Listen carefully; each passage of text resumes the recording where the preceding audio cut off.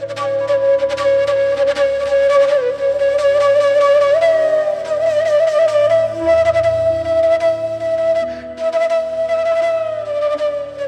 ശാന്തി. നമ്മളൊരു സ്ഥലത്തേക്ക് വന്നു, വണ്ടി നിർത്തി താക്കോലും കൊണ്ട് കയറി വന്നു. ആ കയറി വന്ന വഴിയിൽ എവിടെയോ ഒരുത്തർ താക്കോല് വെച്ചു. സംസാരിച്ച് പോകാൻ നേരത്ത് നോക്കുമ്പോൾ എവിടെയാ താക്കോല് വെച്ചെന്നുള്ള കാര്യം കാണുന്നേ ഇല്ല. പലപ്പോഴും ഏതെങ്കിലും സ്ഥലത്ത് പോകുമ്പോഴായിരിക്കും, അതല്ലെങ്കിൽ നമ്മുടെ വീടിനുള്ളിൽ നമ്മൾ വന്ന് കയറി എവിടെയെങ്കിലും താക്കോല് വെച്ചു. പിറ്റേ ദിവസം പോകാൻ നേരത്ത് നോക്കുമ്പോൾ എൻ്റെ വണ്ടിയുടെ താക്കോൽ എവിടെയാണെന്ന് നോക്കി തപ്പിക്കളിക്കുന്ന അവസ്ഥ. താക്കോല് മാത്രമല്ല, പലതും പേഴ്സ് എവിടെ വെച്ചു എന്ന് കാണുന്നില്ല, കണ്ണാട എവിടെ വെച്ചു എന്ന് കാണുന്നില്ല, താക്കോൽ എവിടെ വെച്ചു എന്ന് കാണുന്നില്ല. ഇങ്ങനെ പല സാധനങ്ങളും നമ്മൾ കൊണ്ടുവച്ചിട്ട് അത് വെക്കുന്ന സ്ഥലങ്ങളൊക്കെ തന്നെയായിരിക്കും അവർ പക്ഷേ വെച്ചിട്ടുണ്ടായിരിക്കുക. എന്നിരുന്നാലും അത് കാണാതെ തപ്പി മടുക്കുന്ന അവസ്ഥ പലർക്കും അനുഭവിക്കാറുണ്ട്. റൂമിലേക്ക് എന്തോ കാര്യം എടുക്കാൻ വേണ്ടി വന്നു, പക്ഷേ റൂമിൽ വന്നപ്പോൾ എന്താ എടുക്കാമെന്നുള്ള കാര്യം മറന്നുപോയി.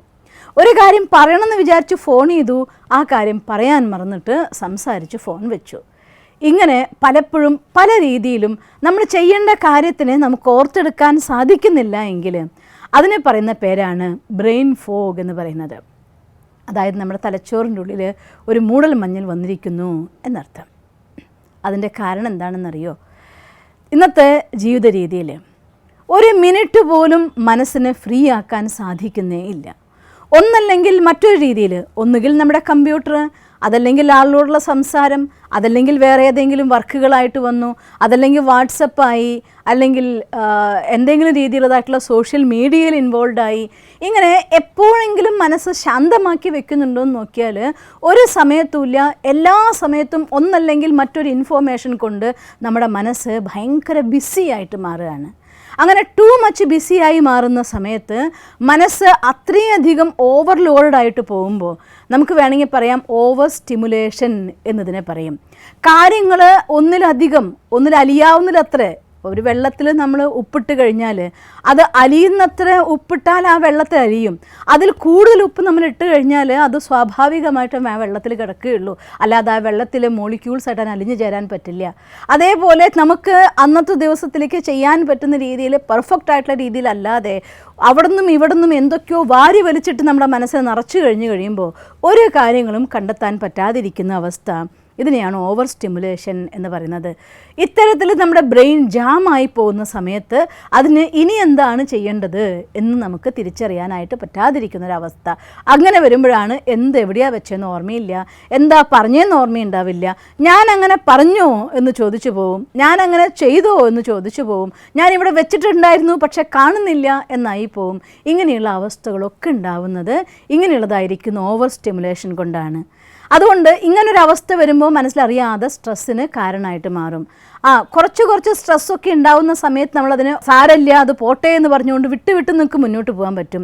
പക്ഷേ ഇത് നിരന്തരമായി കഴിയുമ്പോൾ ഇതൊരു ഹൈ സ്ട്രെസ്സിന് കാരണമായിട്ട് മാറുകയും പല രീതിയിലുള്ളതായിട്ടുള്ള ശാരീരികവും മാനസികമായിരിക്കുന്ന അവസ്ഥകൾക്കും രോഗങ്ങൾക്കും കാരണമായിട്ട് മാറും. അതുകൊണ്ട് ഇത്തരത്തിൽ ഒരവസ്ഥ ഉണ്ടാവാതിരിക്കാൻ വേണ്ടി ആദ്യം നമുക്ക് നമ്മുടെ ലിമിറ്റേഷൻ എന്തെന്നുള്ള കാര്യത്തെക്കുറിച്ച് മനസ്സിലാക്കിയേ പറ്റുള്ളൂ. ഏതെങ്കിലും രീതിയിൽ ഇങ്ങനെ നിരന്തരമായി മാറുന്ന സമയത്ത് കോഗ്നിറ്റീവ് ഇഷ്യൂസ് എന്ന് പറയും. ഒരുപാട് കാര്യങ്ങൾ എന്ന് വെച്ചാൽ നിങ്ങൾക്ക് പ്രോപ്പറായിട്ട് ഒരു കാര്യത്തിൽ നമ്മൾ ശ്രദ്ധിച്ച് ആ കാര്യം കാണുകയും കേൾക്കുകയും ചെയ്യുമ്പോൾ നിങ്ങൾ നേരത്തെ ഒരു 15 മിനിറ്റ് സമയം നന്നായി നിങ്ങൾക്ക് കോൺസെൻട്രേറ്റ് ചെയ്യാൻ സാധിച്ചിരുന്നുവെങ്കിൽ ഇങ്ങനൊരവസ്ഥ കടന്നു പോകുമ്പോൾ ഒരു 5 മിനിറ്റ് കഴിയുമ്പോഴേക്കും മനസ്സ് അവിടെ നിന്ന് മാറിപ്പോകാൻ തുടങ്ങും. ശ്രദ്ധ കേന്ദ്രീകരിക്കാൻ പറ്റുന്നതിൻ്റെ ഡ്യൂറേഷൻ, സമയം, അത് വളരെയധികം കുറഞ്ഞുകൊണ്ടിരിക്കാൻ തുടങ്ങും. ചെയ്യേണ്ട കാര്യങ്ങൾക്കുള്ളതായിരിക്കുന്ന ഫോക്കസിങ് അതും വല്ലാണ്ട് കുറയാൻ തുടങ്ങും. നമ്മുടെ ഷോർട്ട് ടൈം മെമ്മറിയും ലോങ് ടൈം മെമ്മറിയും രണ്ടിനും ഇത് ബാധിക്കാനായിട്ട് തുടങ്ങും. ഇങ്ങനെയുള്ള അവസ്ഥകൾ ഉണ്ടാകുന്ന സമയത്ത് തീർച്ചയായിട്ടും മനസ്സിനെ ശാന്തമാക്കാൻ വേണ്ടി കുറച്ച് സമയം മനസ്സിന് സൈലൻസിലൂടെ റെസ്റ്റ് കൊടുക്കേണ്ടത് അത്യാവശ്യമാണ്. നമുക്കറിയാലോ, നമ്മുടെ ശരീരത്തിന് പോലും വ്യായാമം പ്രോപ്പറായിട്ടില്ല കൊടുത്തില്ല എങ്കിൽ ശരീരത്തിൽ രോഗങ്ങൾ വരാറുണ്ട്. അതുപോലെ മനസ്സിന് പ്രോപ്പറായിരിക്കുന്ന വ്യായാമം കൊടുത്തില്ല എങ്കിൽ മനസ്സിലും അത് രോഗങ്ങളായിട്ട് മാറും. അത് ഉപയോഗിക്കുന്ന ഇൻസ്ട്രുമെൻ്റ് ആയിരിക്കുന്ന ബ്രെയിനിനെ ബാധിക്കാൻ തുടങ്ങും. അതിൻ്റെ എല്ലാ കപ്പാസിറ്റിയും അത് പതുക്കെ അതിന് യൂസ് ആവാതിരിക്കുന്ന അവസ്ഥയാവും, അല്ലെങ്കിൽ അത് ജാം ആവുന്ന അവസ്ഥ വരും. അങ്ങനെ വരുമ്പോൾ കാര്യങ്ങളെ വേണ്ട രീതിയിൽ നിങ്ങൾക്ക് പെർഫോം ചെയ്യാൻ സാധിക്കാത്ത അവസ്ഥ വരും. അതുകൊണ്ട് അങ്ങനെ അവസ്ഥ വരാതിരിക്കാൻ വേണ്ടി ദിവസവും കുറച്ച് സമയം നമ്പർ 1 ഇതിനുള്ളതായിരിക്കുന്ന മെഡിസിൻ എന്ന് പറയുന്നത് മെഡിറ്റേഷൻ തന്നെയാണ്. നിങ്ങളുടെ മനസ്സിൽ ഒരൊറ്റ സങ്കല്പത്തിൽ, അതല്ലെങ്കിൽ ഏതെങ്കിലും ഒരു ഗുണത്തിൽ, ഒരു ശക്തിയിൽ ഈശ്വരനുമായിട്ടുള്ള ഡീപ്പ് എക്സ്പീരിയൻസ്, ഒരു 15 മിനിറ്റ് സമയം ആ ഡീപ്പ് എക്സ്പീരിയൻസിലേക്ക് നിങ്ങൾക്ക് പോകാൻ സാധിച്ചാൽ മണിക്കൂറുകളോളം മനസ്സ് പെർഫെക്റ്റായിട്ട് വർക്ക് ചെയ്യാനുള്ള ആ ഒരു സൈലൻസും ആ ഒരു എനർജിയും അതിന് റിസീവ് ചെയ്യാനായിട്ട് സാധിക്കും. അതുകൊണ്ട് ഏറ്റവും നല്ല മെത്തേഡ് മെഡിറ്റേഷൻ തന്നെയാണ്. രണ്ടാമത്തെ മെത്തേഡ് എന്ന് പറയുന്നത് ഒന്നുകിൽ മെഡിറ്റേഷൻ, അതല്ലാന്നുണ്ടെങ്കിൽ മൈൻഡിനെ റിലാക്സ് ചെയ്യുന്ന രീതിയിൽ കുറേ കളികളുണ്ട്. അതിലേതെങ്കിലും കളികൾ. ഒരു കാര്യം ഞാൻ പ്രത്യേകിച്ച് പറയുകയാണ്, മനസ്സിനെ റിലാക്സ് ചെയ്യാൻ വേണ്ടി വീണ്ടും നിങ്ങൾ ഏതെങ്കിലും സിനിമ കാണാനോ അല്ലെങ്കിൽ അത്തരത്തിലുള്ള എൻ്റർടൈൻമെൻറ്റ് കാണാനോ നിങ്ങൾ പോയേക്കരുത്. അവിടെ മനസ്സ് റിലാക്സ് ചെയ്യല്ല ചെയ്യുക. Again waste and negative thoughts with sound, അതിൻ്റെ പിക്ചർ, അതിൻ്റെ ഫീലിങ്സ് എല്ലാം സഹിതം നമ്മുടെ ഉള്ളിലേക്ക് നിറയ്ക്കുകയും അത് മനസ്സിനെ കുറേയും കൂടെ എൻഗേജ്ഡ് ആക്കി മാറ്റുകയുള്ളൂ. അതുകൊണ്ട് ബാഹ്യലോകത്തെ ഒരു സാധനത്തിൻ്റെയും ശബ്ദം കേൾക്കാതെ ആന്തരികമായിരിക്കുന്ന ശബ്ദം മാത്രം കേൾക്കുന്ന രീതിയിൽ, അഥവാ മൈൻഡിനെ റിലാക്സ് ചെയ്യുന്ന രീതിയിലതായിട്ടുള്ള കൊച്ചു കൊച്ചു ഗെയിമുകൾ എന്തെങ്കിലും ഇൻവോൾവ് ആവുക. അതല്ലാന്നുണ്ടെങ്കിൽ ഏറ്റവും ബെസ്റ്റ് മെത്തേഡ് എന്ന് പറയുന്നത് ഈ ലോകത്ത് തന്നെ സ്വിച്ച് ഓഫ് ചെയ്തുകൊണ്ട്, മെഡിറ്റേഷൻ എന്ന് വെച്ചാൽ അർത്ഥം മറ്റൊരു രീതിയിൽ ഈ ലോകത്തിലെ എല്ലാ മെമ്മറീസിലും നമ്മൾ സ്വിച്ച് ഓഫ് ചെയ്തുകൊണ്ട് നമ്മുടെ അകത്തേക്കുള്ളതായിരിക്കുന്ന യാത്രയാണ്. അകത്തെ ലോകത്ത് ആ ശാന്തിയുടെ അനുഭൂതിയിൽ കുറച്ച് സമയം സുഖമായിട്ടിരിക്കുമ്പോൾ മണിക്കൂറുകളോളം ഉറങ്ങിയ പോലെ നിങ്ങൾ ഫ്രഷായി തീരുകയും മനസ്സതിൻ്റെ പൂർണ്ണമായിരിക്കുന്ന ഊർജ്ജത്തെ അതിനുള്ളിലേക്ക് ആവാഹിക്കുകയും ചെയ്യും. അതിലൂടെ ഇത്തരം ഇഷ്യൂസ് നമുക്കൊരു ലിമിറ്റ് വരെ ഇല്ലാതാക്കാനായിട്ട് സാധിക്കും. ഇത്തരം ഇഷ്യൂസ് ഉണ്ടാവുന്നത് ഇങ്ങനെയുള്ളതായിരിക്കുന്ന ഓവറായിട്ടുള്ള സബ് കോൺഷ്യസ് മൈൻഡ് ഓവർലോഡ് ആവുകയാണ്. അതിന് നമ്മൾ പറയും കോഗ്നിറ്റീവ് ഇഷ്യൂസ് എന്ന് പറയും. പിന്നെ സബ് കോൺഷ്യസ് മൈൻഡിന് വേറൊരു പ്രോബ്ലം സംഭവിക്കുക എപ്പോഴാണെന്ന് വെച്ചാൽ, നമ്മുടെ കുറച്ച് കഴിഞ്ഞിട്ട് ചെയ്യാം. ഒരു കാര്യം നമുക്ക് ചെയ്യണം എന്ന് നമ്മൾ അറിയുന്നു, അല്ലെങ്കിൽ ഒരു കാര്യം നമ്മുടെ ഒരാൾ ചെയ്യാനായിട്ട് ആവശ്യപ്പെടുന്നു. ആ കാര്യം ചെയ്യാമെന്ന് നിങ്ങൾ തീരുമാനിക്കുന്നതോടെ സബ് കോൺഷ്യസ് മൈൻഡിൻ്റെ ഉള്ളിൽ അത് ചെയ്യാം എന്നവിടെ അത് രജിസ്റ്റർ ചെയ്ത് കഴിഞ്ഞു. അത് കഴിഞ്ഞ ശേഷം നമ്മൾ ആ കാര്യത്തെ മാറ്റി വയ്ക്കുമ്പോൾ, ഇപ്പല്ല കുറച്ച് കഴിഞ്ഞിട്ട് ചെയ്യാം എന്ന് നിങ്ങൾ മാറ്റി വയ്ക്കുന്ന സമയത്ത് സ്വാഭാവികമായിട്ടും സബ് കോൺഷ്യസ് മൈൻഡിൻ്റെ ഉള്ളിൽ അതിനെ സംബന്ധിച്ചിടത്തോളം ഇവിടെ നിങ്ങൾ ചെയ്യാം എന്ന് കമ്മിറ്റ് ചെയ്ത ആ മൊമെൻറ്റിൽ ആ കാര്യം ചെയ്യാനായിട്ട് സബ് കോൺഷ്യസ് മൈൻഡ് റെഡിയായി കഴിഞ്ഞു, അത് രജിസ്റ്റർ ചെയ്ത് കഴിഞ്ഞു. പക്ഷേ കോൺഷ്യസ് മൈൻഡ് കുറച്ച് കഴിയട്ടെ എന്ന് പറയുമ്പോൾ കുറച്ച് കഴിഞ്ഞ് ചെയ്യാനുള്ളതായിട്ടുള്ള വിദ്യ സബ് കോൺഷ്യസ് മൈൻഡിന് അറിഞ്ഞുകൂടാ. അതുകൊണ്ട് അത് ഡിസ്റ്റർബ്ഡ് ആവാൻ തുടങ്ങും. അത് ഡിസ്റ്റർബ്ഡ് ആവുമ്പോൾ സ്വാഭാവികമായിട്ടും നിങ്ങളുടെ ഉള്ളിൽ ഫോക്കസിങ്ങിൻ്റെ പവർ കുറയും. അപ്പോൾ അതിനെ ഇപ്പോൾ ചെയ്യണോ പിന്നെ ചെയ്യണോ എന്നതിനറിയില്ല. അതുകൊണ്ട് അത് ചെയ്യേണ്ട കാര്യങ്ങൾ മറന്നു പോകും. അതുകൊണ്ടാണ് മറക്കണം എന്ന് വിചാരിച്ചിട്ടല്ല, കുറച്ച് കഴിഞ്ഞാൽ ചെയ്യാമെന്ന് വിചാരിച്ചുകൊണ്ട് തന്നെയാണ് നമ്മളത് ചെയ്യാമെന്ന് പറഞ്ഞത്. പക്ഷേ അത് മാറ്റി വയ്ക്കുമ്പോൾ പലതും അത് മറന്നു പോവും. പലപ്പോഴും അത്തരം കൊച്ചു കൊച്ചു മറവികൾ നമ്മുടെ ലൈഫിൽ വലിയ വലിയ നഷ്ടങ്ങൾ വരെ നമുക്ക് വരുത്തി വയ്ക്കാറുണ്ട്. കാരണം സബ് കോൺഷ്യസ് മൈൻഡ് അവിടെ ഫോക്കസ് ചെയ്യാൻ പറ്റാതാവുകയാണ്, അത് ഓവർലോഡഡ് ആവുകയാണ്, അതിന് പ്ലാനിങ് കിട്ടാതായി മാറുകയാണ്. ഒരു പ്ലാൻ ചെയ്യുന്നു, അത് പോവാതെ ഇപ്പുറത്തേക്ക് ചാടുന്നു, അപ്പുറത്തേക്ക് ചാടുന്നു, അത് ഡിസ്റ്റർബ്ഡ് ആവുന്നു, അതിൻ്റെ ഫോക്കസ് ഔട്ടായി മാറുന്നു. അതുകൊണ്ട് അതിന് പ്രോപ്പർ വേയിൽ നിങ്ങൾ കൊണ്ട് കാര്യങ്ങൾ ചെയ്യിപ്പിക്കാൻ പറ്റാതായി പോവുകയാണ്. അതുകൊണ്ട് ഒരു കാര്യം നമ്മുടെ സബ് കോൺഷ്യസ് മൈൻഡിൻ്റെ ഓവർലോഡിങ് തന്നെയാണ്.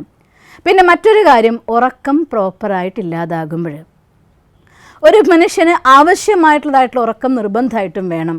ശാരീരികമായിരിക്കുന്ന കഠിനാധ്വാനം ചെയ്യുകയാണെങ്കിൽ 6 മണിക്കൂറെങ്കിലും ഉറക്കം നമുക്ക് ആവശ്യമാണ്. അതല്ല മാനസികമായിട്ട് നമുക്ക് ഇരുന്നിട്ടുള്ള കമ്പ്യൂട്ടർ വർക്ക് അങ്ങനെയൊക്കെ ആണെങ്കിൽ നിങ്ങൾ കുറച്ച് സമയം വ്യായാമത്തിന് വേണ്ടി ബ്ലഡ് സർക്കുലേഷൻ പ്രോപ്പർ ആവാനും പിന്നെ മനസ്സിന് ഡീപ്പ് സൈലൻസിൽ എക്സ്പീരിയൻസ് ചെയ്യിച്ചുകൊണ്ട് 4 മണിക്കൂർ ഉറങ്ങാൻ പറ്റിയാൽ ധാരാളമായി. ഇത് 4 മണിക്കൂറല്ല, 4 മുതൽ 6 മണിക്കൂർ വരെയുള്ള സമയം, ആ സമയം നിങ്ങൾക്ക് പ്രോപ്പറായിട്ട് ഉറങ്ങാൻ പറ്റിയാൽ നന്നായിട്ട് നിങ്ങൾക്ക് നിങ്ങളുടെ ഓർമ്മശക്തിയെ മെയിൻറ്റെയിൻ ചെയ്യാൻ സാധിക്കും.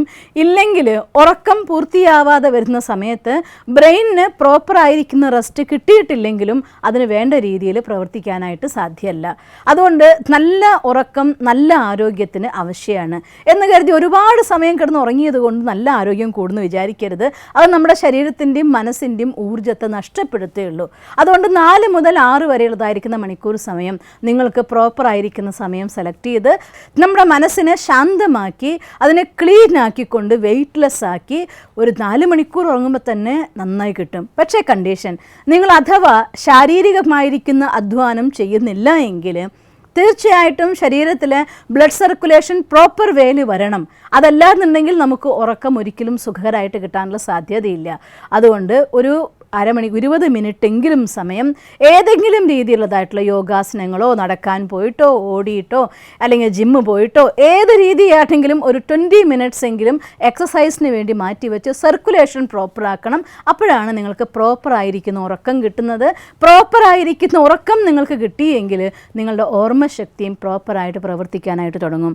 അതുകൊണ്ട് അതും ഒരു കാര്യമാണ്. പിന്നെ ഒരു കാര്യം മിസ്സിംഗ് ന്യൂട്രീഷനാണ്. നമ്മൾ എങ്ങനെയോ ഉള്ള ആഹാരങ്ങൾ പലപ്പോഴും ഇന്നത്തെ ആധുനിക ലോകത്തെ ജീവിത രീതിയിൽ മനുഷ്യന്മാർ ആഹാരം കഴിക്കാൻ വേണ്ടി ആഹാരം കഴിക്കും. എന്തെങ്കിലും അധികം ഫാസ്റ്റ് ഫുഡിൻ്റെ സ്വഭാവം മനുഷ്യന്മാർക്ക്. ഒന്നുകിൽ ബർഗർ കഴിച്ചു, അല്ലെങ്കിൽ അവിടുന്ന് അത് വാങ്ങി തിന്നു, ഇത് വാങ്ങി തിന്നു. നമ്മൾ എന്തെങ്കിലുമൊക്കെ വാങ്ങി തിന്ന് നമ്മുടെ വയറ് നിറയ്ക്കുന്ന സമയത്ത് ശരീരത്തിന് ആവശ്യമായിരിക്കുന്ന പ്രോട്ടീൻ റിച്ച് ആണോ ആ ഫുഡ് എന്നുള്ള കാര്യത്തിൽ നമ്മൾ കെയർഫുള്ളായേ പറ്റൂ. നമ്മുടെ ബ്രെയിനിന് പ്രവർത്തിക്കാൻ സപ്പോർട്ടാവുന്ന രീതിയിലതായിരിക്കുന്ന പ്രോട്ടീൻ അത് വളരെ നിർബന്ധമായിട്ടുള്ള കാര്യമാണ്.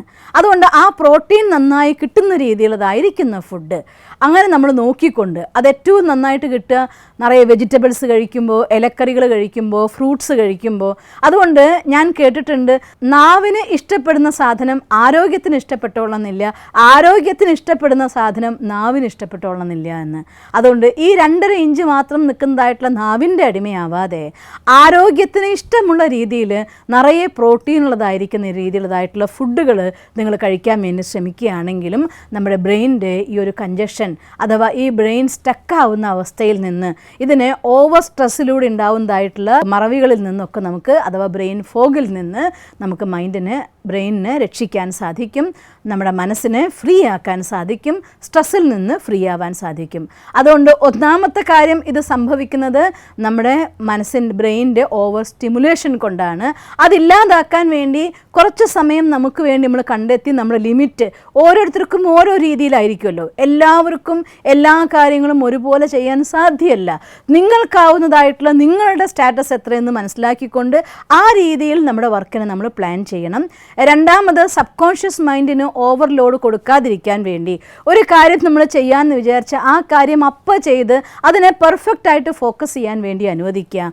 മൂന്നാമത്തെ കോഗ്നിറ്റീവ് ഇഷ്യൂസ് ഇല്ലാതാക്കി മാറ്റാൻ വേണ്ടി മെഡിറ്റേഷൻ അഥവാ മൈൻഡ് ഗെയിം ഏതെങ്കിലും നിങ്ങൾക്ക് ഇഷ്ടമുള്ള കാര്യത്തിന് സെലക്ട് ചെയ്യുക.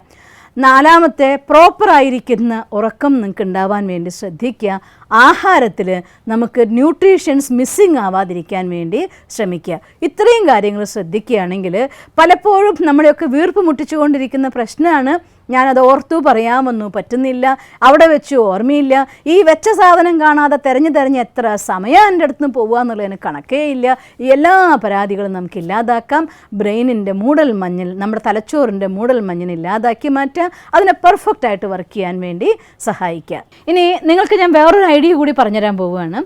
നമ്മുടെ ഈ കാര്യങ്ങൾ എന്തൊക്കെയെന്നുള്ളതിനെക്കുറിച്ച് മനസ്സിലായി നമുക്ക്. എങ്ങനെയാണ് സബ് കോൺഷ്യസ് മൈൻഡ് ഓവർലോഡഡ് ആവുന്നത്, അതുപോലെ തന്നെ അണ്ടർ സ്ട്രെസ്സിലായി മാറുമ്പോൾ നമുക്ക് എന്തൊക്കെ പ്രോബ്ലംസ് ഉണ്ടാവുന്നുണ്ട്, കോഗ്നിറ്റീവ് പ്രോബ്ലംസ് എന്തൊക്കെയാണ്, അത് നമ്മുടെ എങ്ങനെ long term memory short term മെമ്മറിനൊക്കെ ഏതെല്ലാം രീതിയിൽ ബാധിക്കുന്നു, അതുകൊണ്ട് നമ്മൾ എന്തൊക്കെയാണ് കാരണങ്ങൾ എന്ന് നമുക്ക് കണ്ടെത്തി. ഇനി നമുക്ക് കുറച്ച് നിവാരണങ്ങളെക്കുറിച്ച് നമുക്ക് മനസ്സിലാക്കാം. അതിലൊന്നാമത്തെ കാര്യം നമ്മൾ ചെയ്യേണ്ടതാണ് എന്തൊക്കെ കാര്യങ്ങൾ, ഒരു കാര്യം ഉറപ്പാണല്ലോ, ഈ കമ്പ്യൂട്ടറിനുള്ളിൽ കേൾക്കുന്ന കാര്യങ്ങളെ ഒരു ലിമിറ്റിൽ കൂടുതലാവുമ്പോഴാണ് നമുക്ക് ഇത്തരത്തിലാകെ ഒരു കെയോസ് ആയിരിക്കുന്ന സിറ്റുവേഷൻ അനുഭവപ്പെടുന്നത്. അപ്പം അതുകൊണ്ട് നമുക്ക് എന്താണ് വെച്ചത്, എങ്ങനെയാണ് ചെയ്തത് എന്നുള്ളതായിട്ടുള്ള ഓർമ്മ കൊണ്ടുവരാനുള്ളതായിട്ടുള്ള എളുപ്പപ്പണി, ഒരു സ്ഥലത്ത് സാധനങ്ങൾ കൊള്ളുന്നതിനേക്കാൾ കൂടുതലായി കഴിഞ്ഞാൽ നമ്മൾ എന്താ ചെയ്യുക, വേറെ ഒരു മുറി അല്ലെങ്കിൽ വേറൊരു അലമാരി എടുക്കും. ആ അലമാരിയുള്ളിലേക്ക് സാധനങ്ങൾ ഓരോന്നായിട്ട് അടുക്കി വെക്കും. അപ്പോൾ നമുക്ക് ഏത് വേണമെങ്കിലും അവിടെ നിന്ന് എടുക്കാനായിട്ട് സാധിക്കും. അതുകൊണ്ട് ഓവർലോഡഡ് ആയിട്ട് നമ്മുടെ മനസ്സിൻ്റെ ഉള്ളിലേക്ക് കാര്യങ്ങളെ കുത്തി നിറയ്ക്കുമ്പോൾ അതിന് കാര്യങ്ങൾ ഒന്നിൽ നിന്ന് മറ്റൊന്ന് വേർതിരിച്ചെടുക്കാനുള്ളതായിട്ടുള്ള പ്രയാസം അനുഭവപ്പെടുന്ന അവസ്ഥയാവും. അങ്ങനൊരവസ്ഥ ഉണ്ടാവാതിരിക്കാൻ വേണ്ടി നമുക്കൊരു കൊച്ചു ഡയറി, ഒരു പെന്ന്, അത് കഴിയുമെങ്കിൽ ഡയറിയും പെന്നാണെങ്കിൽ നല്ലതെന്നാണ് ഞാൻ പറയുക. കാരണം പലപ്പോഴും എൻ്റെ അനുഭവമുണ്ട്, ഒരുപാട് നമ്പറുകളൊക്കെ നമ്മുടെ മൊബൈലിൽ നമ്മൾ സേവ് ചെയ്ത് വെച്ചിട്ട് അതിന് വേണ്ടതിനേക്കാൾ കുറച്ച് കൂടുതലായി കഴിഞ്ഞ് കഴിയുമ്പോൾ ചിലപ്പോൾ ആ സാധനം ഓട്ടോമാറ്റിക് അങ്ങ് ഡിലീറ്റ് ചെയ്ത് കളഞ്ഞേക്കും. ഇങ്ങനെ ഒരു സോഫ്റ്റ്വെയർ ആയിട്ടുള്ള സാധനങ്ങളാവുമ്പോൾ കമ്പ്യൂട്ടറിൽ നമ്മുടെ മെമ്മറിയിൽ സൂക്ഷിക്കുമ്പോൾ പലപ്പോഴും പല കാര്യങ്ങളും നമ്മുടെ നിന്ന് മിസ്സായി പോയേക്കാം. അല്ലെങ്കിൽ ഒരു ടച്ച് ഫോണിൻ്റെ കാലഘട്ടമാണ്, ഒന്ന് ടച്ചിങ് മാറിപ്പോയാൽ പോയേക്കാം. ഇതൊന്നും ഇല്ലാതിരിക്കാൻ വേണ്ടി ബെസ്റ്റ് ആയിട്ടുള്ള ഐഡിയ ഞാൻ പറയുന്നതായ കുറച്ചൊക്കെ നമുക്ക് ആ ഒരു കയ്യിനും പെന്നിനും പേപ്പറൊക്കെ ഉപയോഗിക്കുന്നതായിട്ടുള്ള മെത്തേഡ് ഉണ്ടല്ലോ, കുറേയും കൂടെ നമുക്ക് കംഫർട്ട് തരും. അത് എന്തായാലും അത് നമ്മുടെ പോക്കറ്റിൽ ഉണ്ടാവും, അല്ലെങ്കിൽ നമ്മുടെ ബാഗിൽ ഉണ്ടാവും, നമുക്ക് കിട്ടുന്ന ഒരു സാധനമായിരിക്കും. അതുകൊണ്ട് ബെറ്റർ ഐഡിയ ഒരു ചെറിയ ഡയറികൾ, അങ്ങനെയുള്ള പോക്കറ്റ് ഡയറി ഇപ്പോൾ ഇഷ്ടംപോലെ വാങ്ങാൻ കിട്ടുമല്ലോ. അങ്ങനെ ഒരു കൊച്ചു പോക്കറ്റ് ഡയറി നമ്മുടെ കയ്യിലുണ്ടെങ്കിൽ ആ പോക്കറ്റ് ഡയറിയും പെന്നും ഉപയോഗിച്ചുകൊണ്ട് എന്ത് കാര്യമാണോ വരുന്നത് അതിന് നമ്മൾ ഉടനെ ക്യാപ്ചർ ചെയ്ത് വെക്കാം. ഫോർ എക്സാമ്പിൾ പറയുകയാണെങ്കിൽ ഇപ്പോൾ പലപ്പോഴും നമ്മളൊരു കാര്യം ഒരാളോട് സംസാരിച്ചുകൊണ്ടിരിക്കുമ്പോഴായിരിക്കും ഓർമ്മ വരുന്നത്, നമ്മൾ നേരത്തെ കൊണ്ടുവരാൻ മറന്നുപോയ, എടുക്കണമെന്ന് വിചാരിച്ച് എടുക്കാൻ വിട്ടുപോയൊരു കാര്യം, ചെയ്യണമെന്ന് വിചാരിച്ച് ചെയ്യാൻ വിട്ടുപോയൊരു കാര്യം, അല്ലെങ്കിൽ പറയണമെന്ന് വിചാരിച്ച് പറയാൻ വിട്ടുപോയൊരു കാര്യം, ഇങ്ങനെ പലതും ഒരു കാര്യം ചെയ്തുകൊണ്ടിരിക്കുമ്പോൾ നമുക്ക് ഓർമ്മ വരും. പലപ്പോഴും ഉണ്ടാകുന്ന അവസ്ഥ ആ സമയത്ത് അത് ഓർമ്മ വന്നിട്ടുണ്ടാവും, അയ്യോ ഞാൻ ഇത് വിട്ടുപോയി മറന്നുപോയി നമുക്ക് തോന്നുകയും ചെയ്യും. പക്ഷേ ആ കാര്യം പിന്നെ നിവൃത്തി ഉണ്ടാവില്ല, നമ്മൾ സംസാരിക്കുകയായിരിക്കും അല്ലെങ്കിൽ ഒരു കാര്യം ചെയ്യുകയായിരിക്കും, അത് വിട്ടുപോകാനുള്ളതായിട്ടുള്ള ഓപ്ഷൻ ഉണ്ടാവില്ല. പക്ഷേ ആ കാര്യം കഴിഞ്ഞിട്ട് പിന്നെ വീണ്ടും അത് ഓർക്കണം നമ്മൾ വിചാരിക്കും, പക്ഷേ ആ കാര്യം കഴിഞ്ഞതോടെ ഈ ഓർമ്മ നമ്മുടെ നിന്ന് പോവുകയും ചെയ്യും. നിങ്ങൾക്കുണ്ടായിരിക്കുമല്ലോ പലപ്പോഴും ഇത്തരത്തിലായിട്ടുള്ള അനുഭവങ്ങൾ. അതുകൊണ്ട് അങ്ങനെയുള്ളതായിരിക്കുന്ന അവസ്ഥ ഉണ്ടാവുമ്പോൾ ഓർക്കുകയും മറക്കുകയും ചെയ്യും. പലപ്പോഴും നമ്മൾ പുറപ്പെടുമ്പോൾ എന്തായാലും അവിടെ ചെന്നാൽ പറയണം എന്ന് ഉറപ്പിച്ചിട്ടായിരിക്കും പോകുന്നുണ്ടാവുക. അവിടെ ചെല്ലുമ്പോൾ എല്ലാവരെയും കാണും, സന്തോഷിക്കും, അവരെ കൂടെ കാര്യങ്ങളൊക്കെ പറയും, അതിലിത് മറന്നിട്ട് ഇങ്ങോട്ട് പോരുകയും ചെയ്യും. എന്നാൽ പറയേണ്ടതുപോലെ അത്യാവശ്യ കാര്യമായിരിക്കും. പിന്നെ പലപ്പോഴും നമുക്ക് ഓരോരുത്തരെ കോൺടാക്ട് ചെയ്തൊക്കെ വിളിക്കേണ്ടതൊക്കെ വരും. ഇങ്ങനെയുള്ളതായിട്ടുള്ള അവസ്ഥകൾ ഉണ്ടാവുന്നതിനൊക്കെ ഒഴിവാക്കാൻ വേണ്ടിക്കൊണ്ട് നമുക്ക് എന്ത് കാര്യങ്ങളാണോ അന്ന് ചെയ്യാനുള്ള കാര്യങ്ങൾ ഓൾറെഡി നമ്മൾ നേരത്തെ പ്ലാൻ ചെയ്യുമ്പോൾ പറഞ്ഞിട്ടുണ്ട്, ആക്ഷൻ പ്ലാനിൽ അന്നന്നത്തെ കാര്യം എങ്ങനെയാണ് നമ്മൾ പ്ലാൻ ചെയ്യേണ്ടതെന്നതിനെ കുറിച്ച് നമ്മൾ തയ്യാറാക്കിയിട്ടുണ്ട്. രണ്ടാമത്തെ കാര്യം, നമ്മൾ അപ്പോൾ നമുക്ക് ഓർമ്മ വരുന്ന കാര്യങ്ങൾ നോട്ട് ചെയ്യാൻ വേണ്ടി ഒരു കൊച്ചു ഡയറി നമ്മുടെ കയ്യിൽ വെച്ചേക്കാം. അങ്ങനെ എന്തൊക്കെ കാര്യങ്ങൾ ഓർമ്മ വരുന്നോ ആ ഓർമ്മ വരുന്ന കാര്യങ്ങളൊക്കെ തന്നെ ഡയറിയിൽ നോട്ട് ചെയ്യുക. പിന്നെ പലപ്പോഴും നല്ല ക്രിയേഷൻസിൻ്റെതായിട്ടുള്ള പുതിയ ഐഡിയാസൊക്കെ വരുന്നുണ്ടാവും. നമ്മുടെ ബിസിനസ്സിൽ ഇംപ്ലിമെൻ്റ് ചെയ്യുന്നതായിട്ടുള്ള പുതിയ ഐഡിയാസ് ആയിരിക്കും, അല്ലെങ്കിൽ നമ്മുടെ ഫീൽഡിൽ അപ്ലൈ ചെയ്ത് കഴിഞ്ഞാൽ നമുക്ക് ഒരുപാട് ബെനിഫിറ്റ് ഉണ്ടാക്കുന്ന കാര്യങ്ങളായിരിക്കാം. ഒരാളെ നമ്മുടെ കൂടെ ജോയിൻ ചെയ്യിക്കുന്നതിനെ കുറിച്ചായിരിക്കാം, ഒരാളോട് നമ്മുടെ ഐഡിയ ഷെയർ ചെയ്യുന്നതിനെ കുറിച്ചായിരിക്കാം. ഇതൊക്കെ നമ്മുടെ ഫേമിനെ ഡെവലപ്പ് ചെയ്യാൻ വേണ്ടി ആ ഒരാളുടെ സപ്പോർട്ട് ആ സമയത്ത് നമ്മൾ ഓർത്ത സമയത്ത് പറഞ്ഞ് നോട്ട് ചെയ്ത് വെച്ച് പിന്നെ അവരോട് പറഞ്ഞിട്ടുണ്ടെങ്കിൽ ഒരു പക്ഷേ നമ്മുടെ പകുതി വർക്കിലോട് കുറയുന്ന കാര്യങ്ങൾ വരെ ഉണ്ടാവും. പക്ഷേ പറയാമെന്ന് വിചാരിക്കുകയും പറയാൻ മറക്കുകയും ചെയ്യുന്നത് കൊണ്ട് തന്നെ പലപ്പോഴും ആ കാര്യം ഡബിൾ ലോഡായിട്ട് നമ്മുടെ തലയിൽ വരാറുണ്ട്. ഇങ്ങനെ നമ്മുടെ മുന്നോട്ടുള്ള യാത്രയിൽ ഒരുപാട് പ്രശ്നങ്ങൾ ഈ ഓർമ്മക്കുറവ് കൊണ്ട് നമുക്ക് സംഭവിക്കും. അപ്പോൾ ഒരു കാര്യം നമ്മൾ ചെയ്തേക്കുക, എപ്പോഴാണോ ഓർമ്മ വരുന്നത് അപ്പോഴൊക്കെ ആ കാര്യങ്ങളെ ക്യാപ്ചർ ചെയ്യുക എന്ന് വെച്ചാൽ എന്താ അർത്ഥം, ഒരു ചെറിയ ഡയറിയിൽ ഒന്ന് നോട്ട് ചെയ്ത് വെച്ചേക്കുക. ഇപ്പോൾ ഞാൻ ചെയ്തുകൊണ്ടിരിക്കുമ്പോൾ ഓർമ്മ വരുന്ന കാര്യം നോട്ട് ചെയ്തതോടുകൂടി 2 ബെനിഫിറ്റ്സ് ആണ്. ഒന്ന്, ആ കാര്യം ഓർമ്മ വരുന്നതോടുകൂടി നമ്മുടെ മനസ്സ് ചെയ്തുകൊണ്ടിരിക്കുന്ന കാര്യത്തിലെ കോൺസെൻട്രേഷൻ അവിടെ കട്ടാവും, പകുതി കട്ടാവും. 50% അവിടെ ഉണ്ടാവും, 50% ഈ കാര്യം പറയണമെന്ന് വിചാരിക്കും. പക്ഷേ ആ കാര്യത്തിൽ പൂർണ്ണ ഇൻവോൾവ്മെൻറ്റ് വേണം എന്നുള്ള കാര്യമാണെങ്കിൽ സ്വാഭാവികമായിട്ട് അത്രയും സമയം നമ്മുടെ കോൺസെൻട്രേഷൻ കുറച്ച ശേഷം വീണ്ടും നിങ്ങൾ മുഴുകുന്നതോടുകൂടി ഈ കാര്യം അങ്ങ് മറന്നു പോവുകയും ചെയ്യും. അതേസമയം ഒരു ഡയറിയും പെന്നും എപ്പോഴും നമ്മുടെ കയ്യിലുണ്ടെങ്കിൽ ആ കാര്യം ഓർമ്മ വന്നത് ജസ്റ്റ് ഒന്ന് കുറിച്ച് വെച്ചിട്ട്, അങ്ങനെ കുറിച്ച് വെച്ച് കഴിയുന്നതോടെ മനസ്സ് കാമായി, ഞാനിനി അത് മറക്കില്ലല്ലോ, മനസ്സ് കാമാവുകയും ചെയ്തു. വിത്ത് ഫുൾ കോൺസെൻട്രേഷൻ നമുക്ക് വർക്ക് ചെയ്യാൻ സാധിക്കുകയും ചെയ്യും. അത് കഴിഞ്ഞാൽ ആ പേപ്പർ ഒന്ന് എടുത്ത് നോക്കിക്കഴിഞ്ഞാൽ നമുക്കത് മറക്കാതെ ആ കാര്യത്തിന് നമുക്ക് ചെയ്യുകയും ചെയ്യാം. അതുകൊണ്ട് നമ്മുടെ ബ്രെയിനിൻ്റെ അഥവാ നമ്മുടെ മനസ്സിൻ്റെ ലോഡ് കുറയ്ക്കാൻ വേണ്ടിക്കൊണ്ട് ഒരു ചെറിയ ഡയറിയും പെന്നും ഉപയോഗിക്കുക എന്നുള്ളത് വളരെ നല്ല സ്വഭാവമാണ്. ഈ ഡയറി എഴുത്തുന്നുള്ളത് പലപ്പോഴും നിങ്ങളെ വലിയ കലാകാരന്മാരെ വരെ ആക്കി വയ്ക്കാം. നമ്മുടേതായിട്ടുള്ള ആശയങ്ങൾ എഴുതുമ്പോൾ, പോയിൻറ്റ്സ് നോട്ട് ചെയ്യുമ്പോൾ, നാളെ നിങ്ങളുടെ ജീവിതത്തെക്കുറിച്ചൊരു ആത്മകഥ എഴുതണമെങ്കിൽ ഈ പോയിൻറ്റ്സും നിങ്ങൾ കഴിഞ്ഞു പോയത് ജീവിതങ്ങളൊക്കെ ഉണ്ടല്ലോ, കുറച്ച് നാൾ കഴിഞ്ഞ ശേഷം ടു മച്ച് ബിസി ആയിട്ട് ഞാൻ എൻ്റെ ലൈഫിനെ ഓർക്കുമ്പോൾ നമ്മളൊരു ദിവസത്തിൽ 1 മണിക്കൂർ പോലും വേസ്റ്റ് ആക്കാതെ കടന്നു പോകുമ്പോൾ, ചിലപ്പോൾ 4 ദിവസമൊക്കെ കടന്നു പോയി കഴിഞ്ഞ് കഴിയുമ്പോൾ ആ 4 ദിവസം കടന്നു പോയത് 4 ദിവസത്തിന് മുന്നേ എന്താ ചോദിച്ചാൽ അത് നന്നായി കടന്നുപോയി എന്നുള്ള കാര്യം അറിയാം, ഇൻ ജനറൽ കാര്യങ്ങൾ അറിയാം, സ്പെഷ്യലൊക്കെ വിട്ടുപോയിട്ടുണ്ടാവും. പക്ഷേ ചില മൊമെൻറ്റ്സ്, ചില കാര്യങ്ങൾ, ഇതൊക്കെ നമ്മൾ ആ നോട്ട് ചെയ്ത് വെച്ചതായിട്ട് ഡയറി നോക്കിയാൽ എഗെയിൻ അതേപോലെ നമുക്ക് റീകളക്ട് ചെയ്യാൻ പറ്റും. വേണമെങ്കിൽ ഒരു ജീവിത കഥ എഴുതാൻ വേണ്ടി, ആത്മകഥ എഴുതാൻ വേണ്ടി, അല്ലെങ്കിൽ മറ്റുള്ള പല സ്ഥലങ്ങളിലേക്കും നമ്മുടെ അനുഭവങ്ങളെ പങ്കുവെക്കാൻ വേണ്ടി ഒക്കെ നമ്മളെ സഹായിക്കാനായിട്ട് ഈ കൊച്ചു നോട്ട്സ് നിങ്ങളെ സഹായിക്കുന്നതായിരിക്കും. അതുകൊണ്ടാണ് ഞാൻ പ്രത്യേകിച്ച് നിങ്ങളെടുത്തൊരു ഡയറിയും പെണ്ണെന്ന് പറയാൻ കാരണം. അത് കമ്പ്യൂട്ടറിലാണെങ്കിലും മൊബൈലിലാണെങ്കിലും ഒക്കെ ഒരു ലിമിറ്റ് കഴിഞ്ഞാൽ അതങ്ങ് പോകുമല്ലോ. അതേ സമയത്ത് നമ്മളതിനെ സേവ് ചെയ്തിരിക്കുന്നത് ഈ രീതിയിലാണെങ്കിൽ അതെപ്പോഴും നമുക്ക് സഹായകമാണ്.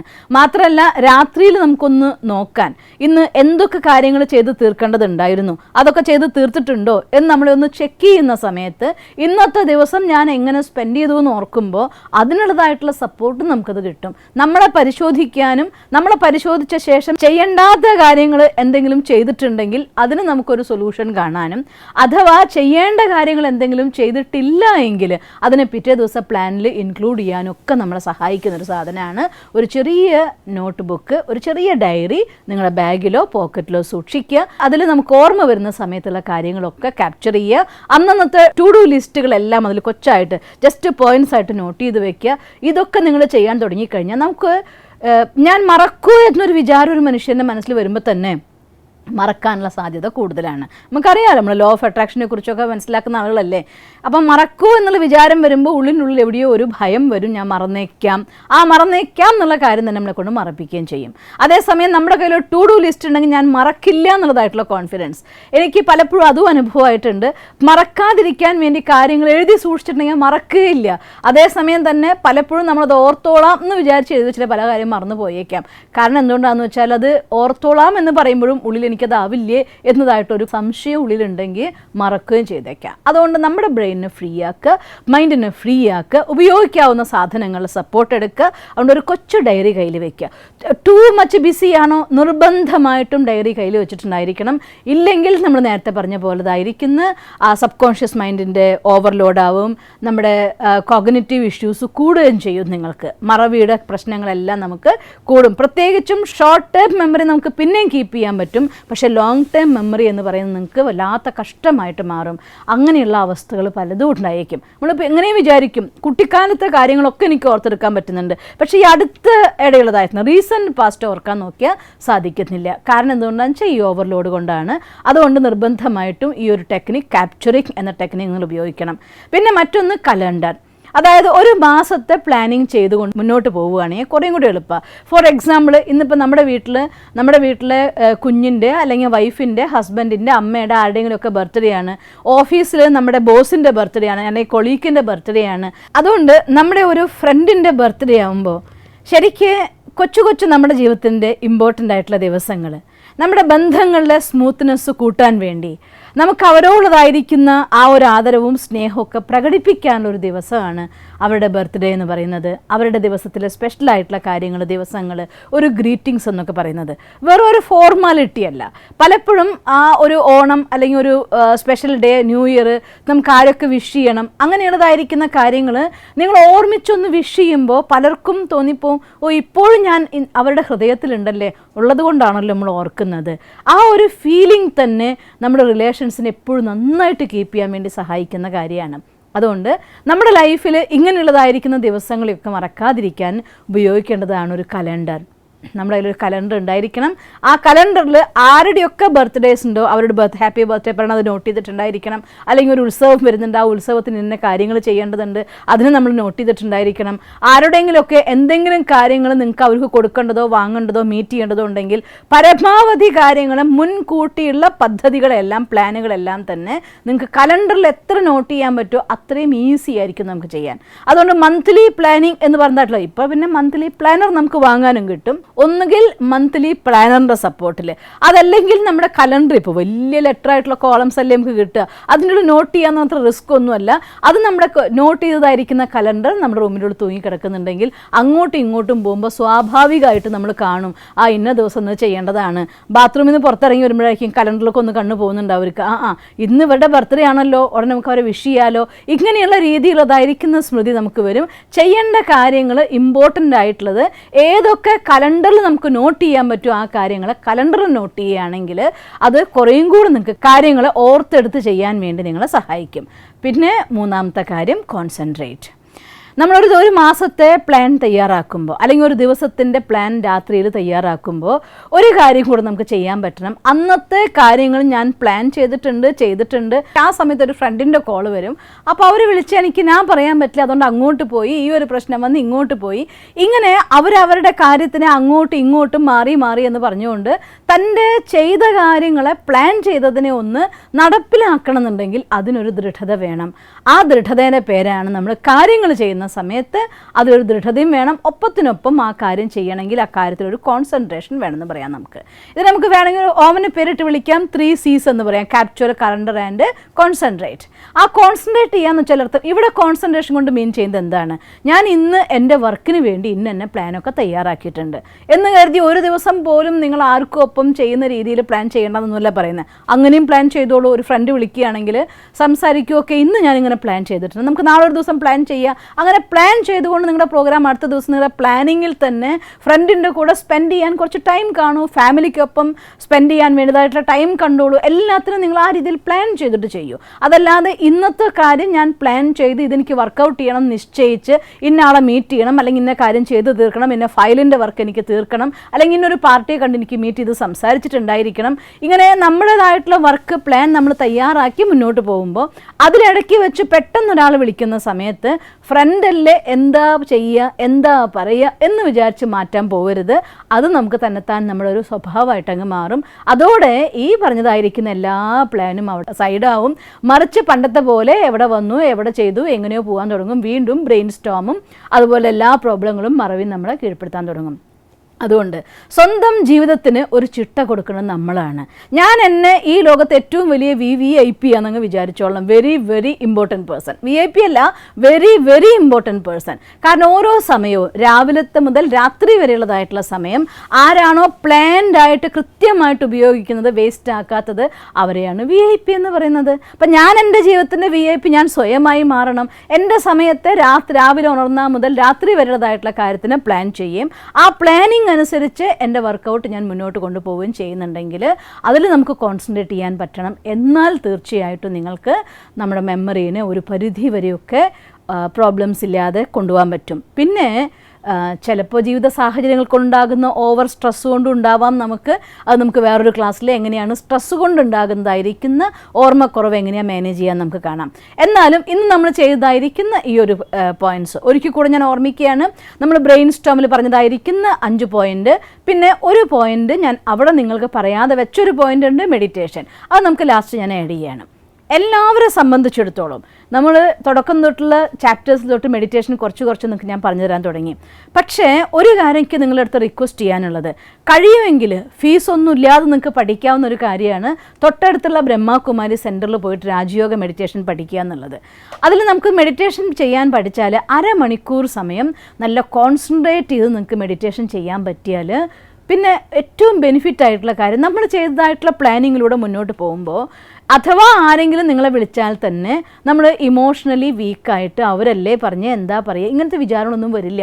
നമ്മുടെ ഇൻഡ്യൂഷൻ പ്രവർത്തിക്കും. എപ്പോഴും നമ്മളോട് പറയും ഇതാണ് ഇപ്പോൾ പോകേണ്ട വഴി, നാളെ നമുക്കൊരു പ്ലാൻ ചെയ്യൂ, ഇങ്ങനെ ചെയ്യൂ എന്ന് നമ്മുടെ ഉള്ളിൽ നിന്ന് നമ്മളോട് പറയാൻ വേണ്ടി നമ്മുടെ ബുദ്ധി, നമ്മുടെ മനസ്സ് എല്ലാം സക്ഷമമായിട്ട് മാറും. അത് ശക്തിശാലിയായിട്ട് മാറും. അതിന് വേണ്ട തീരുമാനം എടുക്കാനും വേണ്ടാത്ത കാര്യം പറ്റില്ലാത്ത കാര്യം പറ്റില്ല എന്ന് പറയാനും പറ്റുന്ന കാര്യം യെസ് പറയാനും. ഞാൻ ഒരു പോയിന്റും കൂടെ ആഡ് ചെയ്യട്ടെ. നിങ്ങൾക്ക് എപ്പോൾ നോ പറഞ്ഞേ പറ്റുന്നുള്ള സിറ്റുവേഷൻ ഉണ്ടോ അവിടെ നോ പറഞ്ഞിരിക്കണം. അല്ലെങ്കിൽ ആ സന്ദർഭത്തിൽ പറയുന്ന യെസ് നിങ്ങൾ ഒരുപാട് കാലത്തേക്ക് സ്ട്രെസ്സിൽ വലിച്ചു കൊണ്ടുപോകും. അതുകൊണ്ട് വേണ്ടിടത്ത് നോ പറയണം എന്നുള്ള കാര്യം അത്യാവശ്യമാണ്. അല്ലെങ്കിൽ നിങ്ങളുടെ കാര്യം തുറന്ന് പറയാനുള്ളതായിരിക്കുന്ന ശക്തി വേണം.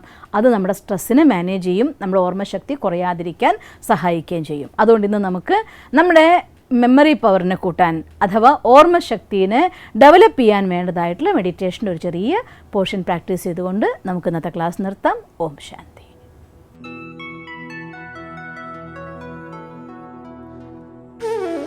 ഓം ശാന്തി. ഇന്ന് നമ്മൾ ഏറ്റവും വലിയ വരദാനമായ ഓർമ്മശക്തി, ഒരു മനുഷ്യനെ സംബന്ധിച്ചിടത്തോളം ജീവിതത്തിലെ ഏറ്റവും ഇമ്പോർട്ടൻ്റ് ആയിട്ടുള്ള ഒന്നാണ് ഓർമ്മശക്തി. നമുക്ക് തന്ന കാര്യങ്ങൾ നമുക്ക് ഓർത്തു വയ്ക്കാനാവുക. ആർക്കൊക്കെ എന്തൊക്കെ നമുക്ക് ഈ ജീവിതം കൊണ്ട് തിരിച്ചു കൊടുക്കണോ അതൊക്കെ നമുക്ക് കൊടുക്കാൻ കഴിയുക. ഇതാണ് ശരിക്കും പറഞ്ഞാൽ ഏറ്റവും വലിയ ഓർമ്മ എന്ന് പറയുന്നത്. എന്നാൽ അത് മാത്രം പോരാ, പഠിച്ച കാര്യങ്ങളെ ഓർത്തെടുക്കാനാവണം. ഒരു ജോലിയുടെ ഇൻ്റർവ്യൂ അറ്റൻഡ് ചെയ്യാനാണെങ്കിൽ അതിന് നമുക്ക് ഓർമ്മശക്തി ഉണ്ടെങ്കിൽ എല്ലാം കോൺഫിഡൻ്റ് ആയിട്ട് ഓർത്തെടുക്കാനാവും എന്ന വിശ്വാസമുള്ള കുട്ടിക്ക് തന്നെ ഭയം കുറയുമല്ലോ.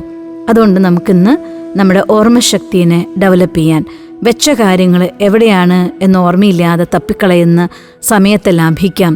എൻ്റെ മരുന്ന് ഏതാണ്, കഴിച്ചോ കഴിച്ചില്ലേ എന്ന് ഓർമ്മയില്ലാതെ വിഷമിക്കുന്ന നമ്മുടെ അമ്മമാരുടെ ആ ഒരു വിഷമത്തെ ഇല്ലാതാക്കാൻ, താക്കോല് കാണാനില്ല, കാറിൻ്റെ ചാവി എവിടെ വെച്ചോന്നറിയില്ല, കണ്ണട എവിടെ വെച്ചോന്നറിയില്ല, മൊബൈൽ എവിടെ വെച്ചോന്നറിയില്ല, ഇങ്ങനെ ഓർമ്മശക്തി കൊണ്ടുണ്ടാകുന്ന എല്ലാ പ്രശ്നങ്ങളും ഇല്ലാതാക്കാനുള്ള ബ്യൂട്ടിഫുൾ ഡേ ഈ മെഡിറ്റേഷൻ നമ്മളിന്ന് പ്രാക്ടീസ് ചെയ്യുകയാണ്. അതുകൊണ്ട് നമ്മുടെ മെഡിറ്റേഷൻ ടൈം ആരംഭിച്ചു. എല്ലാവരും ഒന്നുകിൽ താഴെ വിരിപ്പിൽ, അതല്ലാന്നുണ്ടെങ്കിൽ നിങ്ങളുടെ കസേരയിൽ നട്ടിൽ നിവർന്നിരിക്കണം. പതിവ് പോലെ നമ്മുടെ ധ്യാനമുറിയിൽ ഒരിക്കൽ കൂടെ ഉറപ്പ് വരുത്തുക, മൊബൈലോ കമ്പ്യൂട്ടറോ മറ്റ് ശബ്ദങ്ങളോ നമ്മുടെ ശ്രദ്ധയെ ആകർഷിക്കില്ല എന്നുള്ള ഉറപ്പ് വരുത്തിയേക്കണം. കസേരയിൽ റിലാക്സ്ഡ് ആയിട്ടിരുന്നാലും ശ്രദ്ധയെ കാലിൻ്റെ പെരുവിരൽ മുതൽ പതുക്കെ പതുക്കെ കാലുകളിലൂടെ അരവരെ ഷോൾഡർ വരെയുള്ള ഭാഗം, നമ്മുടെ ഷോൾഡർ കൈവിരലുകളുടെ അറ്റം വരെ,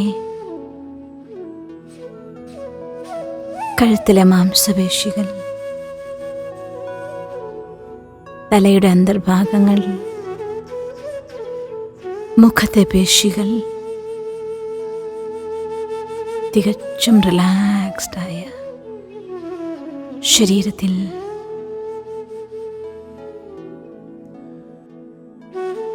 പൂർണ്ണമായ ശ്രദ്ധയോടെ ശ്വാസഗതിയെ നോക്കിയാലും ഉച്ഛ്വാസവായുവിനൊപ്പം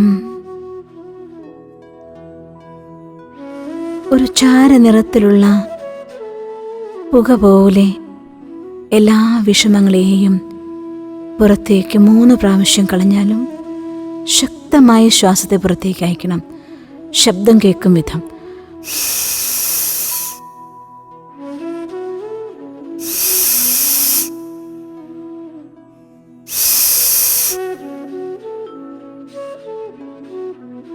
റിലാക്സ്. വയലറ്റ് നിറത്തിലുള്ള സുന്ദരമായ പ്രകാശകിരണങ്ങൾ അന്തരീക്ഷത്തിൽ നിന്നൊഴുകി വന്ന് നിങ്ങളെ പൊതിയുന്നതായി സങ്കല്പിച്ചാലും ശ്വാസത്തിലൂടെ ശീതളമായ ആ വയലറ്റ് കിരണങ്ങളെ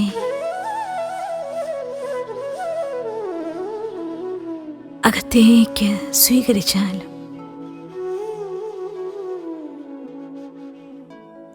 ഈ പ്രകാശകിരണങ്ങൾ ശരീരത്തെ ശീതളവും മനസ്സിനെ ഭാരരഹിതവുമാക്കുന്നു.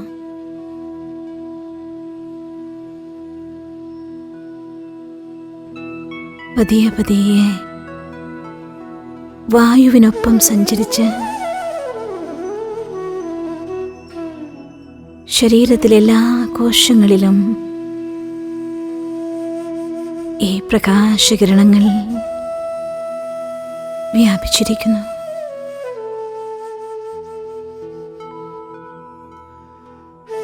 തികച്ചും ഭാരരഹിതമായ പ്രകാശ ശരീരം പോലെ എനിക്കനുഭവമാകുന്നു.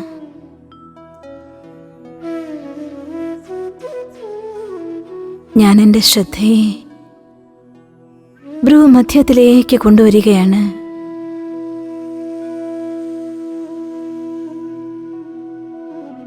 സചേതന ശക്തിയായ ഈ ശരീരത്തിൻ്റെ അധികാരിയായ ഞാൻ ഒരു വയലറ്റ് നക്ഷത്രമായി വളരെ ബ്യൂട്ടിഫുള്ളായി പ്രകാശകിരണങ്ങൾ പൊഴിച്ചുകൊണ്ട് ഭാരരഹിതമായ ഒരവസ്ഥയെ അനുഭവം ചെയ്യുന്നു. ബുദ്ധിമാന്മാരുടെ ബുദ്ധിയായ സ്വയം ഭഗവാൻ എൻ്റെ തലയ്ക്കു മുകളിൽ പ്രത്യക്ഷനായിരിക്കുന്നു.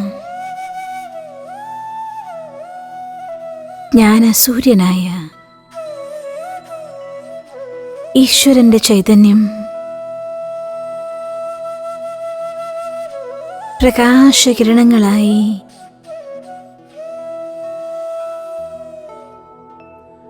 എന്നിൽ നിറയുകയാണ്.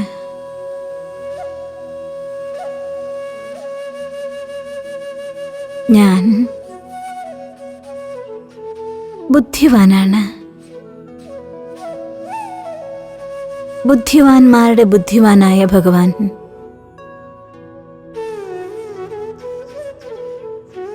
അച്ഛൻ്റെ അവകാശത്തോടെ ജന്മസിദ്ധ അധികാരമായി ദിവ്യബുദ്ധിയെ എനിക്ക് വരദാനമായി തരുന്നു. ഞാൻ ബുദ്ധിമാനാണ്. എനിക്ക് നല്ല ഓർമ്മശക്തിയുണ്ട്. എൻ്റെ മനസ്സിൻ്റെ അറകളിൽ ഓരോ കാര്യങ്ങളെയും യഥാവിധം ഞാൻ അടുക്കി വച്ചിട്ടുണ്ട്. ഏതൊരു ഫയലും യഥേഷ്ടം തുറന്നു നോക്കാൻ എനിക്കാകും. ഞാൻ അത്യധികം ബുദ്ധിശാലിയാണ്. നിങ്ങളുടെ 2 കൈകളും കൂട്ടിത്തിരുമ്മിയാലും കൈയിൻ്റെ ഉള്ളം കൈ തലയിൽ വെച്ചുകൊണ്ട് മനസ്സിലേറ്റു പറഞ്ഞാലും ഞാൻ ബുദ്ധിമാനാണ്. എനിക്ക് നല്ല ഓർമ്മശക്തിയുണ്ട്. എൻ്റെ മനസ്സിൻ്റെ ഫയലുകളിൽ എല്ലാം വളരെ കൃത്യമായി അടുക്കപ്പെട്ടതാണ്. ഞാൻ ബുദ്ധിമാനാണ്. ഏതു കാര്യവും ഓർത്തുവെക്കാനും ഓർത്തെടുക്കാനുമുള്ള ശക്തി എനിക്കുണ്ട്. വീണ്ടും കൈകളെ താഴ്ത്തി വെച്ചാലും ഒരിക്കൽ കൂടി ബുദ്ധിമാന്മാരുടെ ബുദ്ധിയായ ജ്ഞാനസാഗരനായ ഭഗവാന്റെ കിരണങ്ങളെ സ്വീകരിച്ചാലും ഞാൻ ബുദ്ധിമാനാണ്. എനിക്ക് എത്ര കാര്യങ്ങൾ വേണമെങ്കിലും ഓർത്തെടുക്കാനുള്ള ശക്തിയുണ്ട്. ലോകത്തിലെ എല്ലാ കമ്പ്യൂട്ടറിനേക്കാൾ ശക്തിയുള്ള കമ്പ്യൂട്ടറാണ് എൻ്റെ തലച്ചോറ്. ഞാനതിനെ വിധിപൂർവം ഉപയോഗിക്കുക തന്നെ ചെയ്യും. ഞാൻ ബുദ്ധിമാനാണ്. എനിക്ക് നല്ല ഓർമ്മശക്തിയുണ്ട്.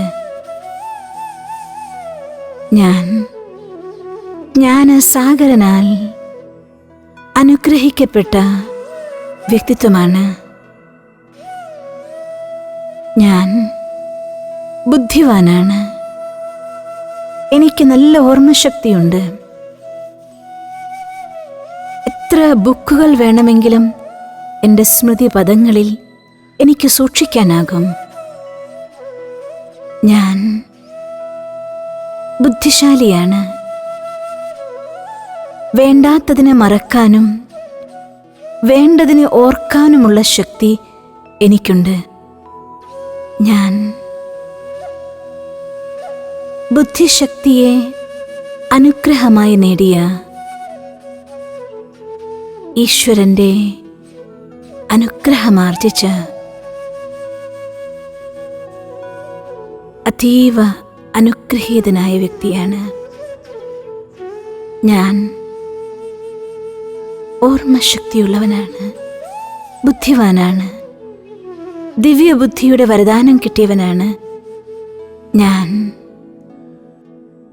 ബുദ്ധിമാനാണ്, എനിക്കെന്തിനേയും ഓർക്കാനുള്ള ശക്തിയുണ്ട്.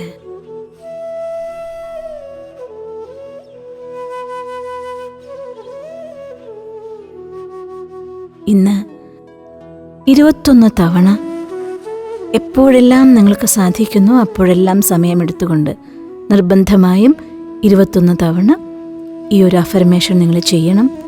ഇത് എത്ര കൂടുതൽ സമയം നിങ്ങൾ ചെയ്യുന്നുണ്ടോ അത്രയും ഈസി ആയിട്ട് നമ്മുടെ മനസ്സിലുള്ളതായിരിക്കുന്ന വേസ്റ്റ് ഫയൽസ് ഡിലീറ്റ് ആവും. ഓട്ടോമാറ്റിക്കലി നിങ്ങളുടെ ഉള്ളിൽ നിന്ന് ഓർമ്മശക്തി ഡെവലപ്പ് ആവുകയും ചെയ്യും. നിങ്ങളുടെ ബെസ്റ്റ് മെമ്മറിയുള്ള എല്ലാ കാര്യങ്ങളും ഓർത്തു വെച്ച് 100% മാർക്ക് നേടുന്ന, 100% പെർഫെക്റ്റായി ജോലി നേടുന്ന, 100% ഓർമ്മശക്തിയുടെ അനുഗ്രഹത്തോടെ എല്ലാ കാര്യങ്ങളും ഈസിയസ്റ്റായി ചെയ്യുന്നവരാകട്ടെ എന്ന് ആശംസിക്കുന്നു. All the best. Thank you. ഓം ശാന്തി.